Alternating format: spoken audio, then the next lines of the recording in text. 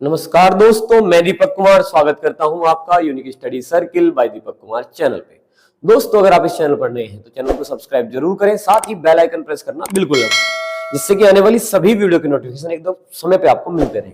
और जैसे कि आप जानते हैं, ये यूपी पुलिस कांस्टेबल बैच चला हुआ है, जिसमें हम प्रैक्टिस कर रहे हैं लगातार मैथ और रीजनिंग की, जिसमें हम अल्टरनेटली एक दिन मैथ की और एक दिन रीजनिंग की हम प्रैक्टिस करते हैं। और अगर आपने अब पिछली क्लासेस नहीं देखी, आपकी छूट गई, आप नए हैं, आज ही चैनल से जुड़े हैं, तो प्लेलिस्ट बनी हुई है, सभी वीडियो आप जरूर देख लीजिए। इसमें प्रीवियस क्वेश्चन हमने आपको कराए हैं, जिससे कि आपको बेहद ज्यादा फायदा मिलेगा आपको एग्जाम में। आपका एग्जाम काफी ज्यादा नजदीक है, आप लगातार उन्हें देख लीजिए एक बार। और जो भी महत्वपूर्ण क्वेश्चन आपको लगे कि आपके एग्जाम के लिए, उन्हें नोट डाउन जरूर कर ले और इस बात का ध्यान रखें। तो इसी क्रम में दोस्तों, आज हम रीजनिंग की प्रैक्टिस करने जा रहे हैं। प्रीवियस क्वेश्चन ही आज हम करेंगे फिर से, और रीजनिंग की बात करेंगे। और आज हमारी क्लास जो है वो कौन सी है, 23वीं है। तो उम्मीद है आपको आज तक की चीजें हैं जो समझ में आ रही है। उसी क्रम को आगे बढ़ाते हैं और आज का सवाल पहला ये है, इसी से आज की क्लास शुरू करते हैं। तो चलिए देखिए क्या है सवाल। सवाल है भिन्न। भिन्न मतलब अलग या विषम, जो इनमें अलग है का आपको क्या करना है, चयन करना है। तो यहाँ पे आपको अक्षर दिए हुए STUVW। अब आप इसमें नंबर डाल सकते हैं या कुछ और दिमाग में हो तो सबसे बेहतर आप एक बार जरूर ट्राई करना चाहिए आपको, क्या, स्वर और व्यंजन नहीं। और इंग्लिश में क्या होते हैं, AE, I, O और U। अब गौर से देखेंगे तो केवल एक स्वर यहाँ पे आपको मिल रहा है, जो कि क्या है, U। तो आप कह सकते हो कि U यहाँ पे क्या एक स्वर है, और वो यहाँ क्या होगा, अलग होगा, क्योंकि ST या VW में कोई भी क्या नहीं है, स्वर नहीं है, केवल और केवल U स्वर है। तो हम कह सकते हैं कि जो U है वो यहाँ पे क्या है, अलग है। तो U के लिए हमें आंसर क्या देना है, C। और C किस ऑप्शन में, ध्यान से देखिए, C किस में है, पहले में, यानी किस में, A में है। हमने यहाँ पे 1 2 3 लिख दिया है इसी वजह से, ताकि हम सी को देख सकें। तो सी किस में है आपका, 1 में है, या कह लेते तो ए होता तो यहाँ ए में होता। तो ऐसे नहीं कि यहाँ सी देखा फटाक से सी लगा दिया, नहीं। अगर इस तरीके से सिचुएशन है तो देख लेना चाहिए वो किस में है। तो आंसर क्या होगा, 1। तो उम्मीद है आपको यू स्वर समझ में आ गया। आप चलते हैं अगले सवाल पर। तो चलिए अब इस सवाल को ट्राई करिए और कमेंट में अपने ऑप्शन का जवाब, मतलब अपना जवाब जरूर दीजिए। तो सवाल क्या है देखिए, लकड़ी और यहाँ पे लिखा है चिप, और आप अच्छे जानते हैं सादृश्यता का सवाल है। तो मक्खन के लिए क्या आएगा, चिप, ब्रैकेट में क्या लिखा हुआ है, खपची, है ना। तो क्या शब्द यूज किए हैं, तो आप ध्यान से देखिए, समझिए। अगर आप अलग अलग जगह से है तो थोड़ा सा शब्दों को अंडरस्टैंडिंग है ना, थोड़ा सा ध्यान से करना चाहिए। जैसे मक्खन है तो मक्खन के लिए मक्खन, चूरा, स्लाइस या केक, तो आप समझिए। तो चिप अगर आपको ज्यादा समझ में ना आ रहा हो, क्योंकि मोबाइल वगैरह में लगाते हैं, तो कभी ये सोच लिया, लेकिन यहाँ पे वो मतलब नहीं है। खपची से क्लियर हो रहा है कि देखिए जैसे कोई लकड़ी है ना, लकड़ी है, और उससे आपने छोटा सा टुकड़ा निकाल लिया, लोग उसे बोलते हैं खपची, नहीं, छोटा सा लंबी में स्टिक। अगर आप स्कूल में पढ़े हैं तो वहां पे ना उसे, अगर वो बहुत लचीलेदार हुआ करती थी तो उसे खपची बोल दिया करती थी। तो यहाँ पे उसी खपची को क्या बोल दिया, चिप। तो लकड़ी का एक छोटा भाग है ना, एक छोटा पार्ट कह लीजिए, वो क्या है आपका, खपची है यहाँ पे, यानी कि चिप है। उस हिसाब से अगर मक्खन का एक छोटा भाग ले, यानी कि हमारे पास मक्खन है, मक्खन आपका अलग अलग शेप में हो सकता है, गांव से है तो अलग ही बात है, लेकिन अगर मान लीजिए आपने वो जमा लिया इस तरीके से, एक पर्टिकुलर शेप में आपने मक्खन को ले लिया है, ठीक है, एक शेप में ले लिया आपने उसे, तब आप उसके एक छोटे हिस्से को से मक्खन खुद तो नहीं बनाएंगे, चूरा भी नहीं कहेंगे, चूरा भी नहीं हो सकता, क्या बनेगा, स्लाइस। बिल्कुल सही है, क्योंकि आप क्या करोगे, इसका एक पार्ट ऐसे काट दोगे, कहीं पे आपको कुछ सजाना पड़ेगा, कुछ करना पड़ेगा, तो आप उसका एक हिस्सा है ना उतार लोगे ऐसे, तो क्या बोलेगी, स्लाइस बोलेगी, नहीं, एक छोटा सा पार्ट आपने उसका क्या कर लिया, उतार लिया उसमें, तो क्या बोलेगी, वो स्लाइस बोलेगी। तो जिस तरीके से लकड़ी चिप है, उस तरीके से मक्खन के लिए यहाँ पे क्या चलना चाहिए, स्लाइस। बिल्कुल आंसर आपका क्या होना चाहिए, सी। तो आपका आंसर सी सही है। अब चलते हैं अगले सवाल पर। तो चलिए इस सवाल को देखते हैं, है ना, कि इस सवाल में क्या है। तो देखिए ध्यान से, यहां पर एक आकृति है और उसका संबंध इससे है, और जिस नियम से ये है उसी नियम से इसका संबंध किस आकृति से इनमें से होगा आपको बताना है। अब ध्यान से एक बार ऑब्जर्व करिए, आकृति को ध्यान से देखिए और बताइए कि आपके इस सवाल का उत्तर ABCD में से क्या हो सकता है। कमेंट करिए और बताइए क्या है। तो चलिए देखिए, हम भी देखते हैं और साथ साथ आप भी बताते रहिए और करते हैं सवाल। यहाँ पर अगर आप गौर से देखें तो एक सर्किल है, जिसके कितने पार्ट किए हुए, 4 पार्ट किए हुए, 4 पार्ट, और उनमें से एक पार्ट को क्या करते हैं, डार्क कर दिया है। तो यहाँ पे एक पार्ट को डार्क किया है, टोटल 4 पार्ट में से एक पार्ट को डार्क किया है। यहाँ पे देखेंगे 1 2 3, मतलब कितने हैं, 8 है, 1 2 3 4 5 6 7 8 है। 8 में कितने पार्ट को डार्क किया, 2 पार्ट को डार्क किया है। तो यहाँ पे दुगुना कर दिया है, दुगुने पार्ट को क्या कर दिया, डार्क कर दिया, दुगुने पार्ट को दुगुना। उस हिसाब से अगर हम देखें तो यहाँ पर अगर हम इस तरीके से समझे कि कितना है भाई, 4 पार्ट है, एक है ना, 1 2 3 4, ये कितने पार्ट है, 4, और 4 में से 1 2 3 पार्ट क्या के हैं, डार्क के हैं, 3 के हैं। तो अगर यहाँ पे 3 पार्ट डार्क किए हैं तो दुगने के हिसाब से अगर देखें हम तो कितने पार्ट डार्क होने चाहिए, 6 पार्ट। कितने पार्ट डार्क होने चाहिए, 6। तो चलिए काउंट करते हैं। इसमें देखिए यहाँ पे कितने पार्ट हैं, केवल 3 पार्ट ही क्या है, डार्क है। इसमें कितने पार्ट डार्क है, 3। तो ये होगा, नहीं होगा भाई, 3 का दुगुना 6 होना चाहिए। यहाँ पे कितने, 1 ही पार्ट डार्क है, ये भी नहीं होगा। यहाँ पे कितने, 2 पार्ट डार्क है, ये भी नहीं होगा। हमें चाहिए 6 पार्ट।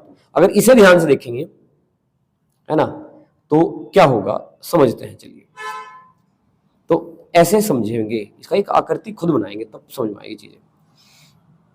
इस तरीके से, क्योंकि यहाँ 6 काउंट करना है ना पूरा।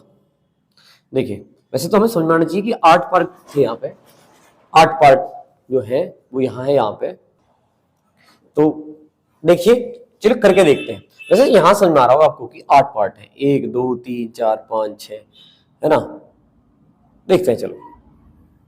एक लाइन ये होगी यहाँ पे इस तरीके से, और एक लाइन यहाँ होगी, एक लाइन यहाँ होगी। तो अगर हम देखें तो यहाँ पे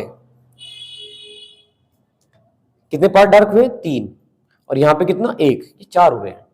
पर ये नियम होगा, देखिए यहाँ पे है ना, असल में हम थोड़ा गलत सोच रहे हैं। यहाँ पे 1 पार्ट डार्क था, यहाँ कितने थे, 2, तो 1 प्लस कर लिया, तो 1 प्लस 1 कितने पार्ट हो गए, 2 डार्क हो गए। और यहाँ पे देखिए ये 3 था, दुगना नहीं करते, दुगना मिल ही रहा, करे कैसे, सोचा तो था कि दुगना मिल जाए। तो 3 और 1 कितने पार्ट, 4 पार्ट। तब भी अगर हम बात करें तो देखिए यहाँ पे ये पूरा डार्क है ना, तो इसमें कितने पार्ट हो गए, 3 हो गए, और 1 ही हो गया, तो 4 पार्ट मिल रहे हैं। इसमें भी 4 नहीं मिल रहे, इसमें भी नहीं मिल रहे, इसमें मिल रहे। खैर, चाहे दुगने से देखे या एक एक्स्ट्रा से देखना है। वैसे दिमाग में आया कि 1 का दुगना 2 है, तो 3 का दुगना 6 होना चाहिए था, लेकिन वो बात बनी नहीं किसी भी ऑप्शन में। फिर क्या देखा, 1 प्लस 1 देखा तो कितना हुआ, 2 हुआ। तो 3 प्लस 1 देखा तो कितना मिला, 4 मिला। तुम्हारा आंसर क्या हो गया भाई, बी सबसे बेहतर है। अब चलते हैं अगले सवाल पर। तो चलिए इस सवाल को ट्राई करिए, काफी ज्यादा आसान ही सवाल है, लेकिन पेपर में है तो आपको जरूर ट्राई करना चाहिए। कहा है, क्या है सवाल में, निम्न में से किस शब्द के अक्षर वर्णमाला क्रमानुसार है, एबीसीडी के क्रम में बिल्कुल ठीक जो है। तो चलिए देखते हैं। ये देखिए दूसरा है, ये 5वां है, बढ़ते क्रम में ठीक है 12, पर ये आई क्या आ गया 9, ये क्या आ गया 5, ये हो गया 22, ये 5, गड़बड़ कर दी ने तो भाई। तो ये अंग्रेजी वर्णमाला क्रम में बिल्कुल नहीं है। वर्णमाला क्रम तो समझ ही रहे आप, एबीसीडी क्रम में पहले ए, फिर बी, फिर सी, फिर डी, मतलब बिल्कुल उसी तरीके से, और लास्ट में जड़ में जाते हैं हम। तो यहाँ देखिए क्रम से पता लगेगा, 3 के बाद कितना 5, फिर 1 आ गया, होगी गड़बड़। 3 के बाद बढ़ते क्रम में होना चाहिए था ना वर्णमाला क्रम अनुसार, इस बात पे चलिए ये भी गलत हो गया। तो 2, फिर ये 5, फिर ये 5, एफ का 6, वाई का 25, सब बढ़ते क्रम में, तो ये बिल्कुल ठीक हो गया, वर्णमाला क्रम में है। पहले बी, फिर ई, फिर क्या है, फिर वाई, सब बढ़ते क्रम में, पहले 2 वाला, फिर 5 वाले, फिर 6, फिर 25 वाला। इसमें देखो गड़बड़ हो रही क्या, 1 5 18 9 होगी ना गड़बड़, 18 के बाद 9 आ गया, कम आ गया ना। तो बढ़ते बढ़ते क्रम में चलना चाहता, और वर्णमाला क्रम हो गया किसमें, सी में, और ये हमारा आंसर हुआ। आप चलते हैं अगले सवाल पर। तो चलिए इस सवाल को ट्राई करिए भाई, और बताइए कमेंट में कि आंसर क्या होगा। सवाल क्या है, पढ़ लीजिए अच्छे से, रिश्ते संबंधी का सवाल है। यदि a @ बीच में है, का अर्थ है बी का पोता है, यानी पिछले वाले का पोता कौन, ए, तो पिछले वाले का पोता है ये, ए पोता, यानी कि जहां पे @ होगा वो किसको बताएगा, पोते को। जैसे यहाँ @ है तो ये जो है वो क्या होगा, पोता होगा, इसको समझ लीजिए। फिर आगे क्या है, पोता हो गया। ए हैज का अर्थ क्या है, बी की पत्नी है, ए, यानी कि पिछले वाले का अगर हैज है तो पिछले वाले की पत्नी है, अगले वाली, पिछले वाले की पत्नी कौन है, अगली है। तो कहीं जहां हैज है, जैसे हैज यहाँ है, तो ये जो है ना ये पत्नी है, किसकी पत्नी है, डब्लू की पत्नी है, इस तरीके से समझिए। फिर कहा स्टार का अर्थ है ए बी का पिता है, स्टार का मतलब जो अगले वाला है, बी का पिता कौन, ए, यानी कि स्टार है तो एक्स पिता होगा। और एक और बात कही है यहाँ पे, यदि जेड का केवल एक पुत्र हो, यदि जेड का क्या हो, केवल एक पुत्र हो, तो हमें इसका मान बताना है। तो देखिए जैसे कि हम समझ चुके हैं कि स्टार का मतलब क्या, अगले वाला पिता, @ का मतलब क्या है, ऊपर से देखिए पोता है, और हैज का मतलब क्या है, पत्नी है। तो हम यहां से चित्र बनाना शुरू करेंगे कि जो एक्स है वो पिता है किसका, वाई का, एक्स के हिसाब से चलिए पिता है, तो एक्स पिता है तो हम ऐसे लिखेंगे, और पिता है तो एक पीढ़ी ऊपर होगा, और किससे ऊपर होगा भाई, वाई से होगा। ठीक है जी, तो तो x पिता हो गया किसका, y का। अब देखिए y क्या है, पोता है किसका, z का। अब ये इसका पिता है और z का एक ही पुत्र है, तो यही हुआ। तो अगर ये z का पोता होना है y को, और पोता है तो प्लस भी होगा, और किसका पोता, z का। तो देखिए इसके पिता की माताजी या पिताजी जो भी है उस हिसाब से पोता होगा। अब z क्या है, पत्नी है, तो माइनस किसकी पत्नी है, W की पत्नी है, W की। तो W की पत्नी है, तो ये प्लस माइनस ही पति पत्नी होगी। तो ध्यान से देखिए, ये पति पत्नी, ये इनका लड़का, ये इनका लड़का, तो ये इनका क्या हुआ, पोता। एक्स का लड़का हो गया ना ये, तो इनका पोता हो गया। अब सवाल क्या है, ये ऑप्शन है, क्या W एक्स की माता है, एक्स की माता W नहीं, W तो पिता है, माता कौन है, Z है, तो ये आंसर गलत। W एक्स का पिता है, W एक्स का पिता है, बिल्कुल सही बात है, बी आंसर सही। एक्स W की माता है, एक्स W की माता, गलत बात है, वो तो उसका लड़का है, गलत है। एक्स W का पिता है, एक्स W का पिता, ये भी बात गलत है। तो केवल आंसर क्या है, बी सही है। तो उम्मीद है आपको क्लियर है। अब चलते हैं अगले सवाल पर। तो आइए देखिए, चलिए सवाल करिए, कौन सा अक्षर अन्य के समान नहीं है, कौन सा अक्षर अन्य के समान नहीं है, अलग बताना है, छांटना है आपको। अभी हमारी बात हुई थी कि स्वर और व्यंजन जरूर देखने चाहिए, और बताओ स्वर क्या थे, ए ई आई ओ यू, ए ई आई कर लेते हैं, ओ यू, इस तरीके से लिखते हैं, ठीक है ना। तो बताओ, ए स्वर है, यू स्वर है, ओ स्वर है, कौन नहीं है, डी नहीं है। बस इसी नियम से, पहले नियम से हो गया, स्वर और व्यंजन से ही। तो आंसर क्या हो गया हमारा, सी। अब चलते हैं अगले सवाल पर। तो चलिए इस सवाल को ट्राई करते हैं। सवाल क्या है, दिए गए विकल्पों में से विषम अक्षर का चयन कीजिए। ये है हमारे ऑप्शन, इनमें से हमें विषम छांटना है, जो इनके अलग है। चलिए नंबरिंग डालते हैं, 15 है ना, आर कितना है, 18 है, यू कितना है, 21 है। तो अगर हम देखें तो 15 और 3 कितने होंगे, 18, 18 और 3 कितने, 21, 3 3 का अंतर है यहाँ पे। सी की बात करें तो 3, इसका नंबर जो है 3 है, ई का कितना है, 5 है, जी का कितना है, 7 है। तो यहाँ हमने पाया कि +2 का अंतर है ना, 3 और 2 5 और 5 और 2 7। अब अगर यहाँ पढ़े तो 9 11 और 13, तो यहाँ पर भी कितने हैं, +2, और यहाँ पे भी क्या है, +2। तो ये दोनों सेम है। फिलहाल इसको देखते हैं, 21 23 और कितना भाई, 25। तो यहाँ पर कितने अंतर का है, 2 का है, यहाँ पे कितने का है, 2 का है। तो इनमें सब में देखो, इसमें 2 का, इसमें 2 का, इसमें 2 का, आप ध्यान से देख लेंगे, खुद की कॉपी भी कर लेंगे, अगर आपको स्क्वायर ना दिखाई दे रहा हो, सब ना लिखा हो। तो ए का में यहाँ पे ए में 3 3 का अंतर है, तो यही हमारा क्या होगा आंसर, क्योंकि हमें विषम बताने जो सबसे अलग है। तो इसमें 3 का अंतर है, बाकी में 2 का, तो हम कहेंगे आंसर ये है। और चलेंगे अगले सवाल पर। तो चलिए इस सवाल को ट्राई करें। देखिए सवाल क्या है, सवाल, यदि किसी महीने का चौथा दिन क्या हो गई, 4 यानी 4 तारीख को क्या हो, रविवार। एक तरीके से ये तो कह सकते हैं, चौथा दिन मतलब 4 तारीख को क्या है, रविवार है। उसी महीने के तीसरे दिन यानी 30 तारीख को कौन सा दिन, नहीं, तीसरे दिन से पहले का छठा दिन कौन सा होगा, ये हमें बताना। चलिए अब देखते हैं। सबसे पहला तरीका क्या है, जैसे हम क्या दिया 30, क्या दिया 4, इन तारीखों को घटाइए। बड़ी तारीख से आपको क्या करना है, छोटी तारीख को घटाना, बड़ी तारीख से छोटी तारीख को घटाना। अगर नियम की आप बात करें तो सबसे पहले आप क्या करिए, बड़ी तारीख से छोटी तारीख को घटाइए, और घटाने के बाद जो दिन आए, क्योंकि आपको पता है 7 दिन का सप्ताह होता है, तो 7 से भाग दीजिए, और 7 से भाग देने के बाद देखिए कि आपके शेष कितने हैं, और किस पर ध्यान देना, शेष फल के लिए। इतना काम हम पहले करिए इस सवाल में। तो बड़ी तारीख जो है यहाँ पे हम 30 कहेंगे, छोटी तारीख क्या कहेंगे, 4 कहेंगे, भाग देंगे हम 7 से, और हमें चाहिए ना शेष फल, ध्यान रखिए हम शेष फल चाहिए। 30 में से 4 गए तो कितने बचेंगे, 26, 7 से भाग देंगे। देखिए मैं यहाँ पे भाग दे रहा हूँ, 26, 7 21, 7 21,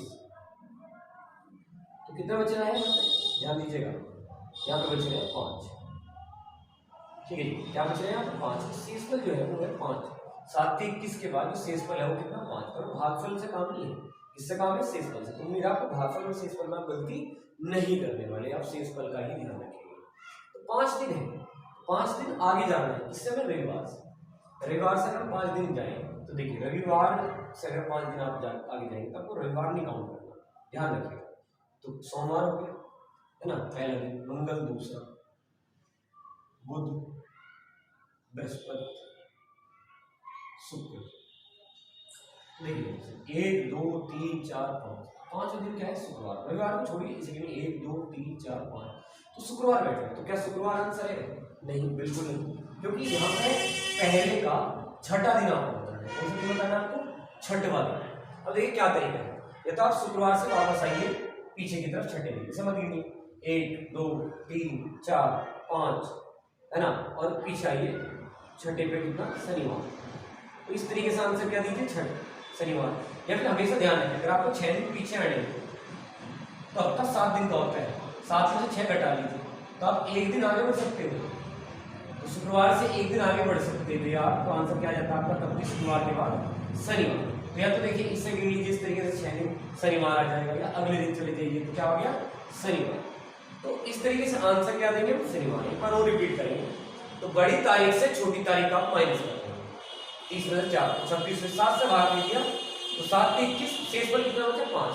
तो इस रविवार से अगर आप 5 दिन आगे बढ़ते हैं, इसे नहीं काउंट करेंगे, 1 2 3 4 5 शुक्रवार में, और शुक्रवार से छठा दिन पहले बढ़ता है, या तो शुक्रवार से पहले छठा दिन आप देख लीजिए शनिवार है, या फिर मैंने कहा कि 7 में से 6 घटा लीजिए, 7 ही दिन होते हैं सप्ताह में, तो जो 6 दिन पीछे मिलेगा वो एक दिन आगे मिलेगा, जो 5 दिन पीछे मिलेगा वो 2 दिन आगे, 5 और 2 7, 6 और 1 7, 4 दिन पीछे मिलेगा वो 3 दिन आगे मिलेगा, 4 और 3 7, तो यहाँ 6 दिन पीछे या 1 दिन आगे बढ़ जाइए, तब भी आपको शनिवार मिलेगा। आंसर क्या लेना है? शनिवार लेना है, सी ऑप्शन। अब चलते हैं अगले सवाल। तो चलिए इस सवाल को ट्राई करते हैं, सवाल क्या है देखते हैं, आप भी बताइए कमेंट में। किसी विशिष्ट कूट भाषा में यहाँ पे कुछ शब्द दिया है, उसको ये लिखो और इसको ना ये लिखो के रूप में लिखा है। उसी कूट भाषा में इसको क्या लिखा जाएगा बताइए। तो देखिए यहाँ पे FILE क्या लिखा है? 7 4 6 5 ये लिखा होगा। इसी तरीके से आगे देखते हैं IDEAL 4 3 5 8 6 लिखा है। पूछा क्या? DEAF। ज्यादा मेहनत तो हुई नहीं रही इस सवाल में, ये तो डायरेक्ट आंसर देखिए। डी का कोड अगर हम यहीं से उठा लें तो कितना है? 3, तो डी को 3 ही लिख दें जो इन्होंने लिखा है। इस तरीके से ई का क्या लिखा है? देखिए दोनों जगह पे आप ध्यान से देखेंगे, ए का कोड क्या है? 5, तो यहाँ पर आपको भी क्या लिख देना चाहिए? 5 ही लिख देना चाहिए। ए को यहीं से उठा लीजिए आप, कितना है? 8 का, और एफ को भी यहीं से उठा लीजिए, तो एफ के क्या है? 7। तो कई तरीके होते हैं, जैसे कि हम नंबर डालते हैं प्लस वगैरह, +2 वगैरह, बहुत सारी चीजें हैं, लेकिन आप ध्यान से देखिए कि 2 शब्द जो हमें दिए हैं उन्हीं में से यहाँ पे हमारे से सवाल पूछ रहे हैं, जो कोड इन्होंने इस्तेमाल करेंगे सेम कोड इस्तेमाल करके हमारा आंसर अच्छे पर है, जो कि किसमें है? 3 5 8 7 सी ऑप्शन में, और आराम से बना सकते हैं। तो उम्मीद है आपको ऊपर से देख के इस चैट में कोई दिक्कत नहीं होगी। तो चलिए अगले सवाल, तो चलिए इस सवाल को करते हैं, है ना, विषय संबंधी का सवाल कर देते हैं। सवाल क्या है? एक्स दक्षिण दिशा में 15 मीटर चलता है, फिर बाईं ओर मुड़कर 15 मीटर चलता है, उन्हें बाईं ओर मुड़कर 15 मीटर चलता है, अपने प्रारंभिक स्थान से कितनी दूर? जैसे ये दूरी की बात है तो मैं निर्धारित कर लिया कि भाई हमें क्या करना पड़ेगा, हमें चित्र बनाना ही पड़ेगा, बिना चित्र बनाए नहीं कर पाएंगे, दूरी तो नहीं बता पाएंगे, और किस दिशा में है? प्रारंभिक स्थान से ही पूछिए दिशा, तो दोनों ही अवस्थाओं में हमें चित्र बनाना जरूरी है। एक्स को देखते हैं, एक काम करिए पहले आप ऐसे देखिए, इस तरीके से, ये क्या होगा? हमारा उत्तर हो गया, ये बना लेना चाहिए ना ताकि अब क्लियर हो जाए। ये क्या हो गया? दक्षिण। आसान हो बेशक सवाल, आप एकदम से कर सके, आप अभ्यास बहुत बढ़िया है, अच्छी बात हो, लेकिन जब भी आप करें अगर आप थोड़ी सी सावधानी के साथ करें, इससे कि आपका एक बार के आंसर आए, और बिल्कुल गलत और ये स्वास्तिक चिन्ह कि हमें बताता है कि उत्तर के लिए दाएं, इधर बैठेगा दाएं, दाएं उत्तर दिशा के लिए दाएं इधर बैठे, पूर्व के लिए दाएं इधर बैठे, दक्षिण के लिए दाएं इधर है, और इधर पश्चिम के लिए दाएं ऊपर की तरफ। दाएं अगर ऐसे है तो इनका अपोजिट में क्या होगा? बाएं होगा। सिंपल लॉजिक ये। तो हम तैयार हैं सवाल करने के लिए, अब करेंगे सवाल। एक्स दक्षिण दिशा, यहाँ से देखिए, यहाँ पे एक्स है, ये इसका प्रारंभिक स्थान है, दक्षिण दिशा में चलता है 15 मीटर। दक्षिण कहाँ बैठेगा? अगर ये इंटरनल पॉइंट फिलहाल ये है तो दक्षिण यहाँ बैठेगा, और कितनी बात कह रहे हैं? 15 मीटर चलता है, तो यहाँ पर वो पहुंच चुका है, समझिए। फिर बाएं ओर मुड़ा है, तो दक्षिण का इस साइड में क्या है? दाएं, तो दक्षिण का इस साइड में क्या हो जाएगा? बाएं। बाईं ओर मुड़कर 15 मीटर चलते हैं, तो ये भी डायरेक्शन क्या है आपका? 15 मीटर, तो 15 मीटर हो गया बाईं तरफ, दक्षिण से बाएं इधर हो गया। उम्मीद आपको क्लियर है कि दक्षिण का दाएं इधर था तो बायां उस साइड में होगा। आपको ये बात आराम से पुनः बायां मुड़ता है, अब किस दिशा में जा रहा है? पूर्व में। पूर्व का नीचे की तरफ दाएं, तो ऊपर की तरफ क्या है, ऊपर नीचे दाएं है, ऊपर क्या होगा बाएं, तो बाएं ऐसा होगा। और कितना चलता है, 15 मीटर चलता है, तो ये 15 मीटर है जी। प्रारंभिक स्थान से किस दिशा, अगर ध्यान दें तो एक मोड़ कितने डिग्री का होता है, 90 का। कितने का होता है, 90 का। तो धीरे आप समझिए ये पूरी आकृति क्या बनेगी, वर्ग बनेगी। इसमें आमने सामने की भुजा क्या, चारों भुजा समान है, 15 15 15 और प्रत्येक कोण 90 डिग्री। तो अगर ये भुजा 15 और ये 15 मीटर है, तो अगर ये भुजा 15 तो ये भी कितनी होगी, 15 मीटर होगी, है ना। पर आमने सामने की भुजा तो बराबर होनी है, ठीक। तो ये 15 ये 15 तो ये 15, तो इसके सामने भी 15। अब प्रारंभिक स्थान से दूरी कहेंगे, प्रारंभिक स्थान से किस दिशा, है ना, कितनी दूर, तो कितनी दूर हो गया, 15 मीटर। किस दिशा में, प्रारंभिक स्थान से कहाँ है, तो प्रारंभिक स्थान यहाँ है, किस दिशा में, ये डायरेक्शन कौन सा है, पूर्व डायरेक्शन है। ये दिशा कौन सी हो जाएगी, पूर्व दिशा में। तो प्रारंभिक स्थान से वह किस यहाँ पे है, तो किस दिशा में होगा, पूर्व दिशा में होगा। तो 15 मीटर पूर्व कहाँ पे है, यहाँ पे बी ऑप्शन। तो हम आंसर क्या देंगे इसका, बी देंगे। और उम्मीद है आपको क्लियर है। चलते हैं अगले सवाल पर। चलिए इस सवाल को आप ट्राई करें। सवाल क्या है, कौन सी उत्तर आकृति प्रश्न आकृति के पैटर्न को पूरा करेगी। तो यहाँ पे एक प्रश्न है, ये वाला प्रश्न है आपका, और ये आपके ऑप्शन है। और बताइए कि इनमें से कौन सा यहाँ पे रखते हैं कि प्रश्न आकृति का पैटर्न एकदम से पूरा हो जाए। ध्यान से ऑब्जर्व करिए, कमेंट में आंसर दीजिए, देखिए कि आप सही बता रहे हैं कि नहीं बता रहे। ए बी सी या फिर डी, ए बी सी या फिर डी आपका आंसर। ध्यान से देखेंगे, अगर हम इसे पूरा करें, हम करते हैं तो ये लाइन भी लगेगी, जैसे ये लाइन भी सीधी जा रही है, ये भी पूरी जा रही है। तो अगर इस लाइन को, इस लाइन को हम यहाँ कोने पे मिला दें तो ऐसे, और उसी हिसाब से इस लाइन को भी पूरा करते हैं, अगर यहाँ मिला दें तो इस तरीके से, तो दो लाइन तो यहाँ पे आ ही रही है। सिंपल है। तो दो लाइन किसमें आ रही है, न इसमें है, न इसमें है, न इसमें। तो आंसर क्या होगा, डी। अगर आप बुक्स की बात करते हो तो देखिए यहाँ पे इस तरीके से लंबा है, इसमें भी लंबा है, यहाँ पड़ा हुआ है तो यहाँ पे भी पड़ा हुआ है। बिल्कुल ये पैटर्न किससे मैच कर रहा है, हमारा डी से सबसे ज्यादा मैच कर रहा है। तो आंसर क्या होगा हमारा, डी। तो उम्मीद है आपको क्लियर है। अब चलते हैं अगले सवाल। तो चलिए भाई इस सवाल को करते हैं और बताइए इसका आंसर। हमें सही वह नारे चुनना है, सही वह नारे चुनना है। कौन सी आकृति है वह नारे की जो इनमें सही संबंध रिप्रेजेंट कर सकती है, दिखा सकती है। यहाँ पे है पिता, महिलाएं और डॉक्टर। तो देखिए अगर इसकी बात करें कि एक के अंदर एक, तो ऐसा संबंध इनमें बिल्कुल भी नहीं है ना। सिंपल सा लॉजिक है, ये पुरुष होंगे, क्या होंगे, महिलाएं, है ना। महिलाएं तो महिलाएं नहीं, पिता क्या होंगे, पुरुष होंगे। डॉक्टर क्या है, डॉक्टर पुरुष भी हो सकते हैं और महिलाएं भी हो सकते हैं, है ना। डॉक्टर जो है चाहे वो पुरुष हो चाहे महिलाएं हो, दोनों ही अवस्थाओं में डॉक्टर ही खुलेंगे। उस हिसाब से देखें तो पिता और महिलाओं में तो कोई संबंध नहीं, तो दो घेरे तो बिल्कुल अलग ही होने चाहिए। तो देखिए यहाँ पे अगर आप बात करें तो ये तो एक के ऊपर एक गलत हो गया, इसमें तीनों ओवरलैप कर दिए। तो कहीं ना कहीं पिता को भी कुछ को महिलाएं कहने के चक्कर में तो बिल्कुल गलत होगा। यहाँ पे बात करते हैं, अगर हम यहाँ पे ये सोच रहे हैं कि जो डॉक्टर है वे केवल क्या होंगे भाई, पुरुष होंगे, तो ये पुरुष और ये महिला और ये डॉक्टर है। लेकिन ऐसा नहीं है, डॉक्टर है ना, महिलाएं भी हो सकते हैं, तो ये भी गलत होगा। अब बचेगी, अब देखिए परिसर में भी सही संबंध कैसे पता लगेगा। अगर ये तो क्या हो, पिता, ये वाला सर्किल तो क्या हो, पिता, ये वाला सर्किल किसके लिए हो, महिलाओं के लिए। पिता और महिलाओं में इसमें कोई संबंध नहीं होना चाहिए, पिता अलग है और महिलाएं अलग है। हाँ ये बीच का क्या होगा, आपका डॉक्टर होगा। इससे क्या होगा, कुछ जो पिता है में क्या हो जाएंगे डॉक्टर, कुछ जो महिलाएं में क्या हो जाएंगे डॉक्टर। बिल्कुल सही संबंध जो है वो इसने बताया। तो हम जाएंगे डी ऑप्शन के साथ। उम्मीद आप सहमत हैं। अब चलते हैं अगले सवाल पर। तो चलिए सवाल करते हैं, कथन धारणा का सवाल है। कथन में क्या कहा, समान ध्रुव, समान ध्रुव जैसे कि आपको पता ही होगा, नॉर्थ नॉर्थ हो गया, समान या साउथ साउथ, एक दूसरे को प्रतिकर्षण, मतलब दूर भेजना, ये इसको दूर भेजेगा, ये इसको दूर भेजेगा, ये इसको दूर भेजेगा, ये इसको दूर भेजेगा। लेकिन अगर विपरीत हो तो क्या करते हैं, आकर्षित करते हैं, एक दूसरे को खींचते हैं। तो यहाँ पे बताया गया है कि समान ध्रुव एक दूसरे को विकर्षण करते हैं, यानी दूर भेजते हैं। विपरीत ध्रुव एक दूसरे को क्या करते हैं, आकर्षित करते हैं, यानी कि नजदीक खींचते हैं, इस प्रकार की बात। अब धारणा क्या है इस कथन में, समान ध्रुव चुंबकीय वस्तु एक दूसरे का विकर्षण करती है। तो यहाँ पे ये बात बिल्कुल ठीक है, समान ध्रुव की वस्तुएं एक दूसरे को क्या करती हैं, विकर्षित करती हैं। जैसा कथन में है वैसा ही यहाँ पे है, उसी तरीके की बात कही गई है, तो हम कहेंगे बिल्कुल ठीक है। लेकिन आप देखिए विपरीत स्वभाव के व्यक्ति अधिक सहज रहते हैं। अब आप बताइए, यहाँ पर ध्रुव के बारे में बात हो रही है, साइंस का एक फैक्ट निकल रहा है और उससे आधारित ये कथन धारणा तो बिल्कुल ठीक है। लेकिन क्या कोई ऐसा फैक्ट जो हमारा कहीं लागू होता है, पूरी तरीके से किसी व्यक्ति पे किसी अन्य जीव पर हम लोग अप्लाई कर सकते हैं? ये बिल्कुल सर्वथा गलत है। हमें देखना पड़ेगा कि भाई ये बात देखिए, अगर आपको लग रहा है कि ये बात ठीक है या गलत है, ये अपनी जगह हो सकता है। ये आपको लगे कि जैसे नॉर्थ और साउथ एक दूसरे को आकर्षित करते हैं, तो विपरीत स्वभाव के व्यक्ति भी एक दूसरे को आकर्षित कर सकते हैं। आपको ऐसा लग सकता है, नहीं लग सकता, ये आपकी इच्छा पर डिपेंड करेगा। लेकिन हमारी धारणा किस आधार पर होगी कि कथन में क्या इसमें ऐसा कोई जिक्र है कि यहाँ व्यक्तियों के बारे में बताया गया है? व्यक्तियों के बारे में नहीं बता रहा, केवल ध्रुवों के बारे में बता रहा है। ये स्टेटमेंट ध्रुवों के बारे में, नहीं किसी व्यक्ति के बारे में। किसी व्यक्ति विशेष पर उसे अप्लाई कर सकते हैं, आप नहीं करते, या आपकी इच्छा पर डिपेंड करता है। पूरी तरीके से हम इससे सहमत नहीं है, क्योंकि कथन में ऐसा कोई चर्चा नहीं की है। हमारा कथन है, कथन के अनुसार ही उत्तर देंगे, उसमें ये बात नहीं है। तुम्हारा केवल और केवल धारणा फर्स्ट सही है, तो हम देंगे आंसर ए, केवल धारणा एक नहीं है। उम्मीद आपको क्लियर है। चलते हैं अगले सवाल।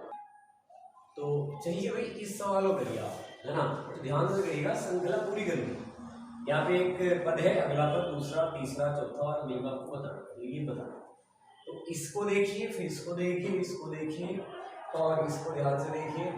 और चलिए हम करते हैं और ट्राई करिए आप भी। इसके ऑप्शन है, पहले तो देखिए, बड़े ध्यान से करना है इसका। यहाँ पे देखिए कितने ही है, 5। अब गौर से देख लेंगे तो आपको दिख रहा है कितने ही है, 5। यहाँ पे कितने एफ है, 5 ही, 5 एफ। अब आगे देखिए, अब ध्यान से देखिएगा, तो ई कितने रहेंगे, 4। एक क्या बदल गया, एफ बदल गया है, एफ भी क्या रहेंगे 4, एक ई में बदल गया है। अगले में देखेंगे, ई कितने रह गए हैं, 3, एफ कितने हो गए, 2। एफ कितने रह गए, इस साइड में देखें तो 3, और ई कितने बढ़ गए, 2। तो अगर आप ध्यान दे रहे हो, पहले में क्या हुआ, साइड वाले ई, इधर तो क्या हुआ, मतलब ये तो कह लो ट्रांसफर हो गया, बदल गया, ये एफ में और ये ई में, तो एक एक बदले, बाकी 4 सेम। अगली बार क्या हुआ, 2 बदले, बाकी 3 सेम। इसी हिसाब से अगले में देखिए, 3 एफ बदल चुके हैं, 2 बाकी बचे ई। 5 की अगर 5 बच के हिसाब से हम बात करें, अब यहाँ पे देखिए 2 एफ बचे हुए हैं, अब ये 3 बदल गए। इसमें कितने एफ बढ़ गए हैं, 4। एक ई बचा हुआ है अकेला और एक एफ अकेला है, इधर क्या बन गए, 4 ई। तो अगले में देखें तो 5 के 5 क्या बन जाएंगे, एफ। 5 के 5 क्या बन जाएंगे, आपके एफ बन जाएंगे। अगर आप क्लियर है मेथड, ये एक बार ध्यान समझिए, 5 के 5 क्या बन जाएंगे, ई। वैसे बहुत सिंपल भी है, लेकिन थोड़ा सा कभी किसी को कंफ्यूजन हो, किसी एक को भी, तो थोड़ी दिक्कत। वैसे आप देखना चाहिए, आंसर की बात करें तो 1 2 3 4 5, 5 एफ 5 ई, तो हमारा आंसर क्या होगा, सी। फिर से मैं रिपीट कर देता हूँ कि 5 ई थे, 5 एफ था, एक पहली श्रृंखला का पहला पद था, 5 ई 5 एफ। अगले में क्या करा, साइड वाला ई इसमें बदल गया एफ में, एक इधर का एक एफ किसमें बदल गया, ई में, एक बदला। पहले क्या बदला, एक बदला, एक। फिर अगली बार कितने बदले, 2 बदले, 2। अगली बार क्या बदले, 2 एफ इधर बदल गए, 2 इधर बदल गए, है ना। 5 में से 2 बदले तो 3 बचे। फिर कितने बदले, 3 बदले, 3 बदले। इधर भी कितने बदले, 3 बदले, 2 बचे। इस बार कितने बदले, 4, एक बचा। इधर भी कितने बचे, 4, एक बच गया। तो अगली बार क्या होगा, 5 के 5, 5 के 5 है बढ़ी, 5 के 5 ही बढ़ी। उम्मीद है आपको ये बात क्लियर है, आंसर आ गया ऐसी। और चलते हैं अगले सवाल पर। तो चलिए भी इस सवाल को इस बार ट्राई करिए आप। तो इसमें भी आपको श्रृंखला को पूरा करना है, और इस बार कैसी श्रृंखला है देखना है। तो अक्सर हम क्या करते हैं, नंबरिंग करने लगते हैं ना, कि भाई पहले में दूसरे पर। आप ध्यान से देख रहे होंगे कि इसमें जो शब्दों की संख्या है, इसमें जो है, अगले में जो है, उससे अगले में जो है, तो अलग अलग इस प्रकार का लॉजिक मिलने से बेहतर है। देखिए कुछ और ढूंढते हैं, नया ढूंढते हैं। TERRAIN, इसके जो लास्ट के जो 2 शब्द हैं वो क्या है, IN, क्या है, IN। और जो अगला शब्द है उसके पहले जो 2 हैं वो क्या है, IN। तो इसके लास्ट के 2 एन, जैसे अंताक्षरी में होती, जहां पे खत्म वहीं से शुरू। ये लास्ट के 2 एन कहां से शुरू है, IN से। लास्ट एक से 2 पे देखिए आप, IN, और ये 2 से शुरू है। बिल्कुल वैसे ही देखिए, अब ये जो है कहां पे खत्म है, V पे, है ना। तो अगला V से शुरू है, अगला क्या है, V से शुरू। तो ये जहां पे खत्म, ये अगला वर्ड वहां से शुरू, ये अगला जहां पे 2 पे खत्म, उन अगले 2 से ये शुरू। इसी तरीके से देखिए, ये जहां से खत्म आ रही, ये वहीं से शुरू। तो इस तरीके से क्या होना चाहिए, ये कहां पे खत्म है, जी पे, तो शुरू अगला वर्ड किससे होना चाहिए, जी से। इससे शुरू होना चाहिए, जी से। और देखते हैं इनमें से कौन सा है जी से शुरू है। जी से शुरू है, ए, जी है इसमें। तो उम्मीद आपको क्लियर है कि जहां से खत्म वहीं से शुरू है बात, है ना। तो IN पे खत्म, IN से शुरू, B पे खत्म, B से शुरू, RE पे खत्म, RE से शुरू। तो तो जी ई पे खत्म, तो शुरू किससे होगा, जी से। तो आंसर हुआ ए। बढ़ते हैं अगले सवाल। तो चलिए अब इस सवाल को ट्राई करें। तो एक श्रृंखला है, इसमें एक जगह पे x है और एक में क्या है, y। अब इनका मान पता करिए और फिर उसके बाद y प्लस x का मान ज्ञात कीजिए। इनमें से क्या होगा, 62, 64, 66 या 68, आपको ट्राई करना है। तो चलिए करते हैं ट्राई। 20 और 2, पहले अंतर देख रहे हैं। सबसे पहले क्या देख रहे हैं, अंतर। 20 और 2 22। यहाँ देखिए 22 में 2 जोड़ दे तो कितना, 24। 24 में 2 जोड़ दे तो कितना भाई, 26। अब आगे अगर 2 जोड़े, ऐसा हो सकता है ना, 1 2 3 बन जाए। पर यहाँ पे अगर देखें 32 और 36 में तो 2 नहीं जुड़े, क्या जुड़े हुए हैं, 4 जुड़े। तो उस हिसाब से अगर हम देखें, पहले अगर हम 2 ही ट्राई करें तो 2 ही जोड़ते हैं। 26 और 2 कितने हो जाएंगे भाई, 28। कितने हो गए, 28। 26 और 2 28। 28 और 32 की बात करें तो कितने प्लस है, 4 प्लस है। तो यहाँ तक +2 +2 +2, यहाँ +2 +2 के बाद अगर x का मान कितना है हमारा, 28 आ भी गए हैं। लेकिन उसके बाद आगे की बात करें, +4 फिर +4, तो उस हिसाब से तो y का मान है +2 से नहीं बल्कि किससे है, +4 से। ये सब क्या है, +2, और अब क्या होंगे, सब +4 होंगे। तो जो ये कितना है, 36। 36 में 4 जोड़ दे तो कितना हो जाएगा y का मान, 40। तो y का मान क्या होगा हमारा, 40 होगा। और उसके बाद जब हम y प्लस x का मान निकालेंगे तो इन्हें जोड़ना हो, तो 8 और 4 और 2 6, तो हो जाएगा 68। तो जो कि हमारा आंसर होगा डी। और बढ़ेंगे अगले सवाल पर। तो चलिए भाई ये सवाल बताइए, है ना, बेहतरीन सवाल है, बहुत ही गजब का सवाल। क्या है, नारियल, मूंगफली, सरसों, मक्का, नीचे दिए गए विकल्पों में से इनमें से कौन उपरोक्त समूह का हिस्सा हो सकता है। इनके ऊपर 4 शब्द लिखे, उनमें कोई समानता ढूंढिए, इनमें क्या समानता है और वही समानता इनमें से किसमें है, आपको ढूंढनी है। तो सवाल का आंसर उस हिसाब से आपको देना है। और गजब का सवाल है, आप कमेंट में जरूर इसका आंसर दीजिए, बताइए आखिर आप बता सकते हैं इस सवाल का आंसर क्या होगा। एग्जाम में आ जाए तो काफी परेशान कर सकता है सवाल। तो देखिए सवाल क्या है, नारियल, इनमें संबंध ढूंढना है, ध्यान से समझिए। ये क्या है, नारियल। नारियल क्या है, देखिए नारियल जो फल है उसके अंदर एक पार्ट है, उसमें द्रव्य भरा है ना, और अगर खाना योग्य भाग हो वो भी अंदर ही मिलेगा उसके कहीं ना कहीं। मूंगफली की भी बात करें तो मूंगफली भी जिस प्रकार का है, ऐसा आपको पता है कि वो अंदर की तरफ कवर में ही वो क्या है, मिलने वाले है ना। वास्तविक नट नहीं है कि वो डायरेक्ट आपको बिना छिलके के मिल गया, उसके अंदर ही कुछ ना कुछ है, वो खाई गया मूंगफली का पार्ट। बिल्कुल सरसों की भी बात है, इसमें एक फली है ना, उसके अंदर आपको सरसों मिलने वाली। मक्का है ना, भुट्टा, इस तरीके से उस पर दाढ़ी जो है मिलने वाली। तो किस तरीके से अगर हम बात करें तो इनमें इसी तरीके की कुछ बातें कि यानी जो वास्तविक ना होकर के उसके अंदर का जो पार्ट है वो खाने योग्य या फिर जो भी यूज करने योग्य है आप कहेंगे, या खाने योग्य की बात कर लेते हैं। उस हिसाब से अगर हम देखें इनमें कौन सा होगा, तो यहाँ पे हम जाना चाहेंगे किसके साथ, काजू के साथ। क्योंकि अगर आप देखेंगे ध्यान से, जो काजू का फल है ना, उसमें नीचे की तरफ ही कुछ ऐसा लगा होता है जिसमें के अंदर से क्या निकलते हैं, काजू। तो वास्तविक फल ना होकर के अलग तरीके से वो निकलता है। कि यहाँ पे भी नारियल के अंदर का पार्ट खाया जाता है, इसमें भी अंदर का पार्ट है, ये भी है। इसी तरीके से यहाँ पे दाने हो, इसी तरीके से फल ना होकर के यहाँ पे काजू होता है। तो जिस तरीके से ये अलग है, कोई ना कोई अन्य पार्ट अंदर का पार्ट है, ये इसके यहाँ पे पार्ट है, तो अन्य से अलग होते हुए हम जानना चाहिए काजू के साथ आंसर होगा काजू। और चलते हैं अगले सवाल पर। तो चलिए इस सवाल को करते हैं। तो काफी आसान सवाल है, इसमें आपको श्रृंखला को पूरा करना है। यहाँ पे क्या है बताना है। तो देखिए 26 है, ये 24 है, ये 22 है, ये 20 है। सामान्य तरीके से आपको समझ में आ रहा होगा कि 2 घटे, 26 में 2 घटे 24, 24 में 2 घटे 22, 22 में 2 घटे 20, और 20 में से अगर 2 घटे कितना जाएगा, और 18 का क्या होता है भाई, 18 का आपका होता है आर। तो आंसर हो जाएगा हमारा बी। और चलेंगे अगले सवाल पर। तो भाई चलिए इस सवाल का उत्तर दीजिए आप। ये एक श्रृंखला, यहाँ पे क्या आएगा बताना है, ये इसके ऑप्शन रहेगा, बताइए कमेंट में कि आपका आंसर क्या है। तो गौर से देखिए, समझिए अच्छे से और करते हैं सवाल को। देखिए यहाँ पे 12, 34, 78, 15, 16, अक्सर हम लोग सोचते हैं 12 दूनी 24 जोड़ के इस तरीके से। तो इसका लॉजिक देखिए अलग है, इसकी डिजिट को अलग करिए, इसकी डिजिट को अलग करिए। 12 को 1 और 2 समझिए, और 1 पे जाइए 3 पे, पहले 3 पे जाइए। तो 1 डिजिट के हिसाब से 1 और 2 कितना 3, फिर जाइए 7 पे जाइए।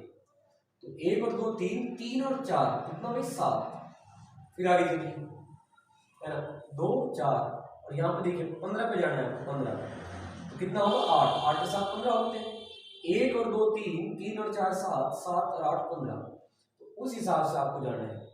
तो देखिए ध्यान से, 2 4 8, तो कितना आएगा 16 आएगा। 2 दूनी 4, 4 दूनी 8, दूनी 16। तो अगर हम इसे जोड़े तो कितना आना चाहिए भाई? यहाँ पे सवाल थोड़ा अधूरा रहेगा, हमें बिल्कुल जस्ट अगली सीरीज नहीं बतानी है, इसकी 8वीं श्रृंखला बतानी है। 8वीं श्रृंखला, हमें इसकी 8वीं श्रृंखला बतानी है। यहाँ पे लिखे बिना रह गया था, तो क्या बताना है हमें? 8वीं श्रृंखला। तो देखिए अगली श्रृंखला पे जाए तो 16 जुड़ेगा, तो यहाँ पे जोड़ देते हैं तो कितना आएगा? 31। उस हिसाब से तो पहली श्रृंखला में हम यहाँ पे देखिए 1 2 3 4 5, ये 5वीं है, फिर छठी आएगी, फिर 7वीं आएगी नेक्स्ट, और उसके बाद आएगी 8वीं। हमें 8वीं तक जाना है। तो ध्यान से देखिए 2 दूनी 4, 4 दूनी 8, 8 दूनी 16, उसके बाद जुड़ेंगे जो होंगे 32। क्या जुड़ेंगे? 32। तो यहाँ पे जोड़ेंगे, यहाँ पे आएगा 2 और 1 3, 3 और 3 6, 32 के बाद जुड़ेगा 64। इसके बाद अगली श्रृंखला में जब आप आएंगे तो उसमें 64 जोड़ के आएंगे। 4 और 3 कितने? 7। थोड़ा ध्यान समझिएगा, आगे लिखने के बजाय हमने नीचे लिखा है। तो इस 63 में जो आगे जुड़ेगा वो 64 होगा। 64 जोड़ के हम यहाँ लिख दें, तो ये 4 और ये 3 जोड़ के 7 आया, 6 और 6 कितने हो गए? 12। अब कितना जुड़ेगा? 128 जुड़ेगा। 2 दूनी 4, दूनी 8, दूनी 16, दूनी 32, दूनी 64, दूनी 128 जुड़ेगा। इसे देखिए 8 के 7 15, 2 2 4 और 1 5, 1 और 1 2। पहला जो संख्या है वो 255 मिल गया। तो 255 किसमें? डी में। अगर यही से आप आंसर पे जाना चाहें तो आपका आंसर क्या है? डी। लेकिन अगर पूरा करना हो तो देखिए यहाँ से पिछले नंबर पे चलते हैं। 2 और 2, ये 2 है, ये 4 है, तो 2 और 2 4, 4 और 4 कितना हो गया आपका? 8 हो गया। 8 और 8 कितने हो गए? 16 हो गए। अब देखिए कोई 2 दूनी 4 दूनी 8, और अब कितना? 16। तो 16 और 16 कितना है? 32 आएगा। 32 में फिर कितना जुड़ेगा? 16 दूनी 32 जुड़ेगा, यानी कितना आएगा? 64 आएगा। 64 में फिर क्या जुड़ेगा? 64 जुड़ेगा, तो कितना आ जाएगा यहाँ? 128। और 128 में इस बार क्या जुड़ेगा? 128 जुड़ेगा, तो कितना आ जाएगा? 256। तो 255 256, तो हमारा आंसर क्या आ रहा है? ये 255 256 आ रहा है। उम्मीद है आपको ये बात ऐसी भी समझ आई। हाँ, आप एक और लॉजिक से इसे कहीं ना कहीं थोड़ा बहुत ट्राई कर सकते थे, लेकिन कहीं ना कहीं फंसने के चांस बचते हैं। जैसे अगर आप सोच रहे थे 1 के बाद 2, 3 के बाद 4, 7 के बाद 8, 15 के बाद, तो 256 के बाद 257 पे बैठ ही रहा है, 55 के बाद 56 पे बैठ ही रहा है, 56 के बाद 57 पे बैठ रहा है। तो लॉजिक आपको कहीं ना कहीं परेशान कर सकता था। अगर आपके दिमाग में ये था तो परेशान कर सकता था। अब उम्मीद है आपको ये तरीका जरूर पसंद आया हो, इस सवाल का आंसर डी, और ये सवाल भी आपको पसंद आया हो, आज की क्लास भी आपको जरूर पसंद आई हो। अगर आपको क्लास पसंद आई हो तो लाइक जरूर किया करें, शेयर जरूर करें, और अगर आप चैनल पर नए हैं तो सब्सक्राइब जरूर कर लें। पिछली सभी क्लास आपको प्लेलिस्ट में मिल जाएगी और आगे की क्लास के लिए आप जुड़ रहे हैं हमारे साथ। तो तब तक के लिए धन्यवाद। जय हिंद, जय भारत।